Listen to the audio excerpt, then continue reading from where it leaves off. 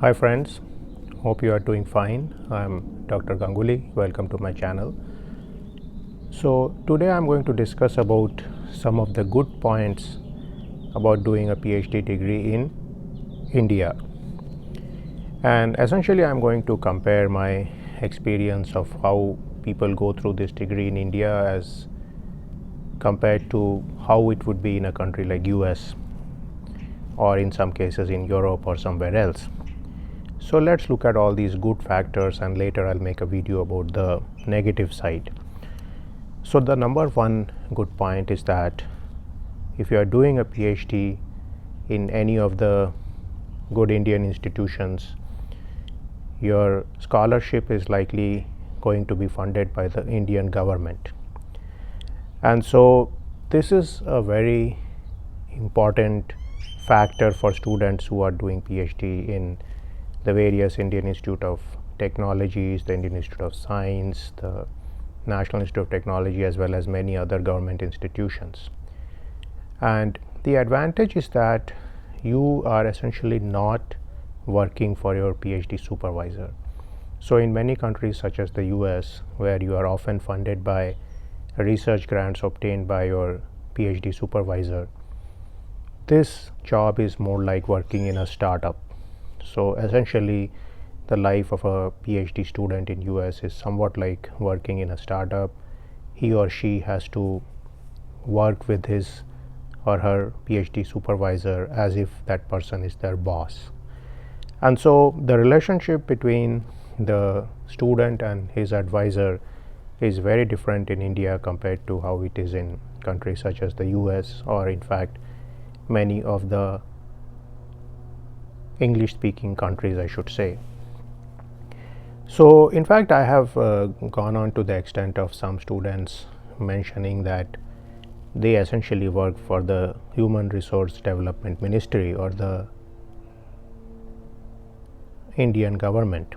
So this is something which can be good for the students because it can give you a lot of freedom. You are able to change your supervisor if you want to. If you are not gelling well with your supervisor, you can think about changing your PhD topic sometimes, because again it may be that your PhD topic is selected after a literature survey, after looking at different problems and so on in conjunction with your supervisor, and it's not been given to you by your supervisor, as is often the case in countries where your supervisor has already written a proposal and got the grants and you are essentially there to do the work. So this was number one point, and this is a very big advantage, is that your scholarship is funded by the government.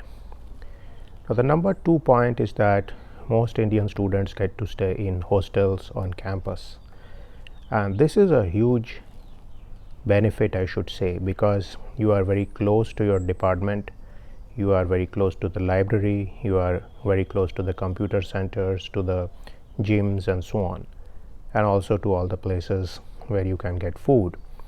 So very often the hostels come with the facility to get food right there. So essentially it is much easier to concentrate on your study and research work when your room is so close to your department. Now one of the advantages of this system is that the rent you pay for the hostel is actually very much subsidized. It's pretty low, and therefore you can live on the stipend which is essentially given to you as a PhD student.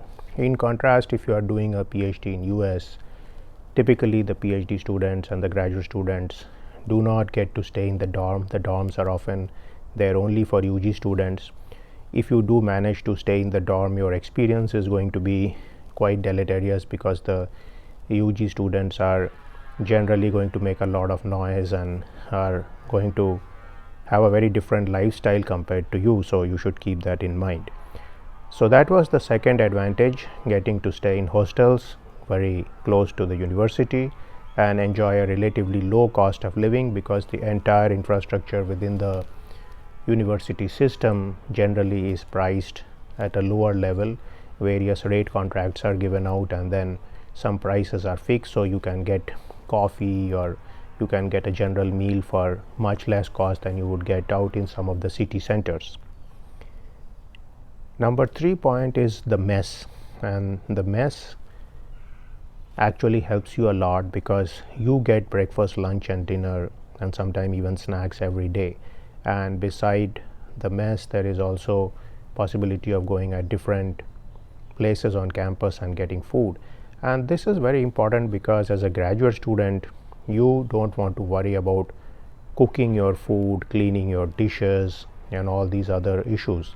Now if you are a PhD student in the US and staying in some place, you will have to cook your food after some time because the choices out there are not very good for your health. So if you eat regularly at the fast food places, you are going to develop a lot of health problems. So it's always better to learn how to cook your food yourself.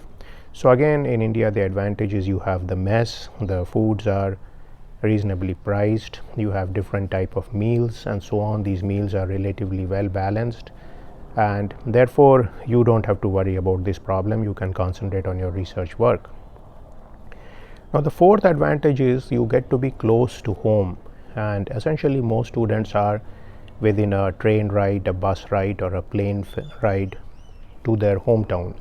So one of the advantages of this is that you can go home during various vacation or during various breaks. So essentially, for example, if any of the festivals are there, you can go home, you can extend your stay to some extent. You do not need to spend a lot of time in traveling and so on. Also, the cost of travel is very low, and this is very important because when Indian students or some students are there doing their PhD in the US, the cost of going to India and coming back is very high. It can be $1,500 to $2,000 plus dollars for a return ticket. In addition, a lot of time is spent in going and coming. Also, you have to ask your supervisor for at least 2 to 3 weeks off, and that kind of time is very large. So in contrast, if you were able to go for maybe 1 week or 5 days, it would be much simpler and your supervisor would generally not mind that situation very much. So generally what happens for students staying in foreign countries is that this is a huge problem, going to their home country, coming back, booking the tickets. Sometimes the visa also becomes an issue, that you may have to go to the consulate and get a new visa if you are going back to your home country. So that's a huge advantage. You get to stay close to home. So for example, if you are in Bangalore, you can very easily go to Chennai or Mumbai by train or flight. Even if you are from Calcutta or Delhi, you can take a flight. And nowadays that most people have credit cards and you have relatively cheap fare, it's very easy to suddenly go home if you want to. So that's something which is very important. Now I have heard students regretting that they missed out on various important events such as the weddings of their close relatives, the situations where their parents may be sick, they may have a surgery and they simply cannot go home because they are in a distant foreign country. So these are some advantages which are not always clear to people, but over time these become more clear. So closer to home is certainly an advantage if you are right there near to your hometown. Now the fifth issue is that no visa is required, and this is very important. Most people do not realize the importance of this until sometime later in life when they go abroad and they are doing their degree. Now one of the biggest advantages is that you can join a company in your country and in fact in the city where you are in. So if you are doing a PhD in Bangalore or Mumbai or Chennai and things are not working out well for you, maybe you have financial problems, maybe your family has financial problems, you cannot make ends meet with the stipend, you want to get a job, or maybe your supervisor is very draconian, you're not getting along well with him or her. In that case, you can actually simply send your resume, put it in various job boards, you can get a job and you can join them because you don't have any citizenship or visa problem. Now in contrast, if you are in US and you are having any of these problems, you can't easily get a job in US, because if you are on the F1 visa, essentially you cannot apply for the job if you haven't completed your degree and so on. There is a small possibility that somebody may sponsor you for H1B visa, but if you know the dynamics of H1B, the fact that it gets filled up very quickly, there is a lottery and so on, you would know that it's very, very difficult for a foreign student to get a job very quickly in the US. So the possibility of even getting a job back in your home country is very difficult, because most companies want you to be right there where you are applying for a job. So let's say if you are doing your PhD in Stanford University and you want to apply for a job in Mumbai or Bangalore, now essentially the companies would like you to be there, to come for interview there and so on. They also feel that maybe if you are still in US, you are just applying, you are not serious about this situation and so on. So you may have a lot of difficulty in getting a job immediately back home.